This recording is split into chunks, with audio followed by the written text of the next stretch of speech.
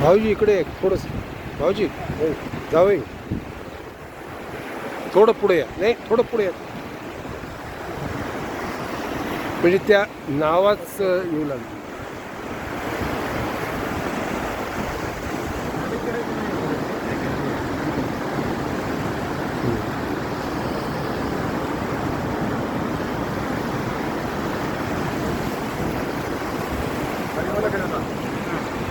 आठवण सांगायची बाबा. 92ची गोष्ट आहे. 50वा मराठी 75वा मराठी साहित्य संमेलन सुवर्ण महोत्सव होतं, मला आठवत नाही काय. तर बाबा मला साहित्य संमेलनाला घेऊन आले होते. मराठी साहित्य आळंदीला होतं का? आळंदीला होतं. आणि मी तेव्हा फार छोटा होता, म्हणजे 6वी 7वीत असेल, 8वीत असेल, 12-14 होतं.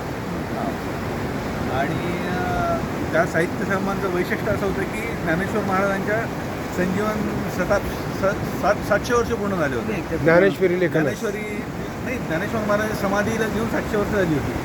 तर त्या निमित्ताने आळंदीमध्ये साहित्य संमेलन होतं मराठीचं, आणि राम शेवाळकर त्याचे अध्यक्ष होते. आणि लता मंगेशकर स्वतः इथे आल्या होत्या.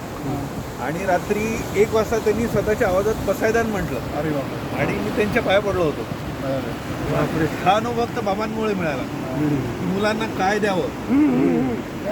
माझ्या बाबांनी मला जे दिलं ना ते खूप वेगळं आहे, म्हणजे ते आयुष्यभर पुरणार आहे आणि ते संपणारही नाही कदाचित. आणि म्हणून मला ती, म्हणजे या ठिकाणी आलं, मी तेव्हा आलो होतो आणि आज आलो. म्हणजे योगायोग काय असतो, म्हणजे मी त्यांची आठवणी आणि विद्यार्थी भाऊ इथं व्हावी योग असेल ते बरोबर आहे. आणि आपलं नशीब आहे की त्यांना की मराठीतलं साहित्याचं फार काही कळायचं नाही, पण तो अनुभव कायम लक्षात राहिला.